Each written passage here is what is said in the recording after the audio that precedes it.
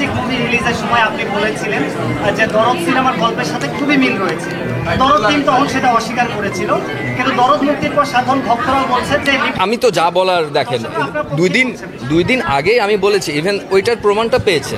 তো এখানে আর বলার কিছু নাই, যে যার মতো করে আসলে এটা তো লুকিয়ে রাখার কিছু নাই, এটা অলরেডি বের হয়ে গেছে, সবাই বলছে। তো এই তো আমার বলা না বলা ম্যাটার করে না, দর্শক যেটা বলছে ওইটা ম্যাটার করে।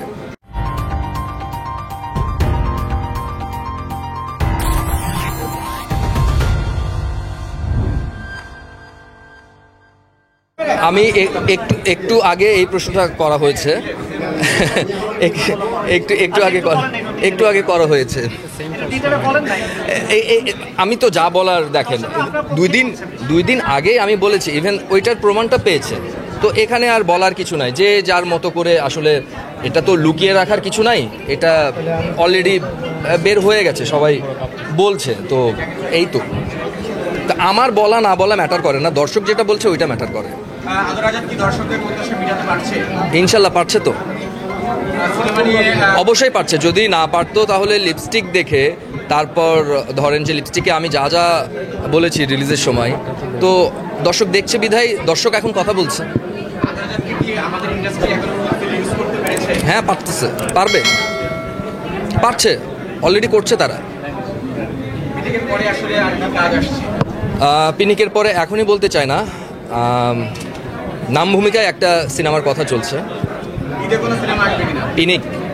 ঈদে পিনিক আসবে, রোজার ঈদে। এখন পর্যন্ত এখন সিনেমার স্বার্থে এখন তো যে যার মানে প্রশ্নটাই না কেমন, ঠিক আছে। এখানে ধরেন হ্যাঁ অবশ্যই। সো এটা নিয়ে আসলে আমাদের কি ইউনিটের কিংবা আমরা আমাদের কাজটাই করছি, আমরা আমাদের মতো করে রিলিজ করব। কোন ছবি আসবে না আসবে এটা নিয়ে আমরা এখন বদার না। এখন পর্যন্ত যেমন রায়হান রাফির একটা সিনেমা আসছে যেখানে শুটিং যাচ্ছে, জি একটা আছে, জি সিয়ামের জঙ্গলি আছে, জি শোভায় নির্যাতন আছে, জি, এবং আপনার পিনিক আসছে। কেমন জমবে, কেমন মনে হচ্ছে? সবগুলো কি আসবে? যদি আসে আসবে, আপনি যেমন জমবে, যদি আসবে, জমবে। Okay, thank you so much, thank you সবাইকে, আসসালামু আলাইকুম, ভালো থাকবেন।